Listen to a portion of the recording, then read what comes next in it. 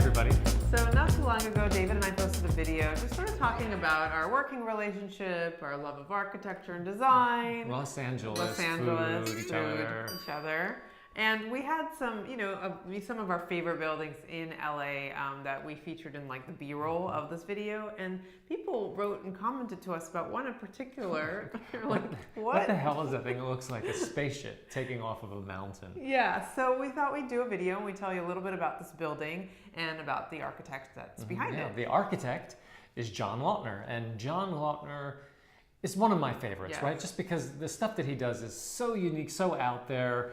He breaks all the molds of what you think of normally in terms of residential architecture. Yes, and each one of the buildings that he's designed are unique in and of themselves. Yeah, you can't point to one of his houses and say that that's a typical Lautner, because there is no typical Lautner. Yeah, it's amazing. And so this building is called the Chemisphere. It was built in 1960. It was a piece of land that was purchased for $30,000. Imagine that in the Hollywood Hills. In the Hollywood Hills with amazing views of San Fernando Valley.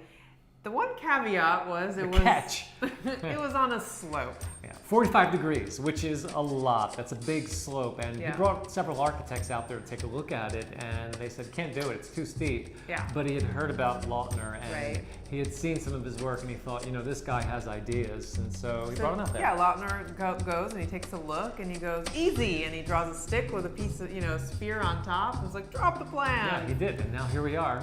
58 years later, and that stick with a sphere is still there, and it's become one of the most iconic and photographed and filmed homes in Southern California. Apparently it was on The Simpsons. Neither of us have seen this episode. We haven't. But it was most prominently featured in the film Body Double. Body Double. If you have seen the film Body Double, chances are you've certainly seen it. Yes. Yeah.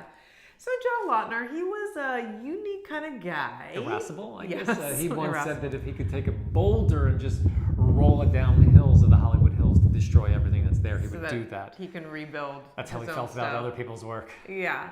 But a lot of people commissioned him, a lot of well-known and wealthy people, and he designed a bunch of houses all throughout Southern California. Yep, and many of those you may have also seen in films. Even out in Palm Springs, there's the Elrod house that was in a James Bond movie. It was super cool.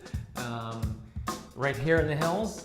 Oh yeah, I just saw The Big Lebowski the other night, and the sheats-goldstein house is featured in that.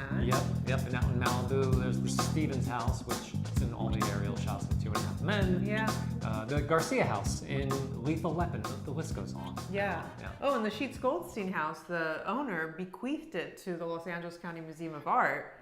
Yep, that's how strongly he felt about John Lautner's work being art, that it needs to be appreciated by people in perpetuity, so he donated it. Yeah, and so, as far as we know, all of these houses are inhabited and they're not for sale, but especially the sheats-goldstein, you probably can get a private tour if you just sort of Google and look around and see, they have private tours available for famous architects. And even if you're not interested in tours, but you just see cool homes around LA and you're wondering what the story is behind it, shoot us a note and we'll tell you the story. Yeah, we'd love to just keep this conversation going and do, like a architect video, one architect per video. Yeah. And so if there's anything in particular you want us to talk about, please let us know. Okay.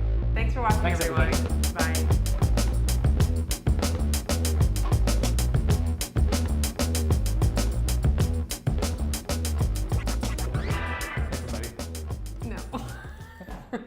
What? It's going. I start. Oh.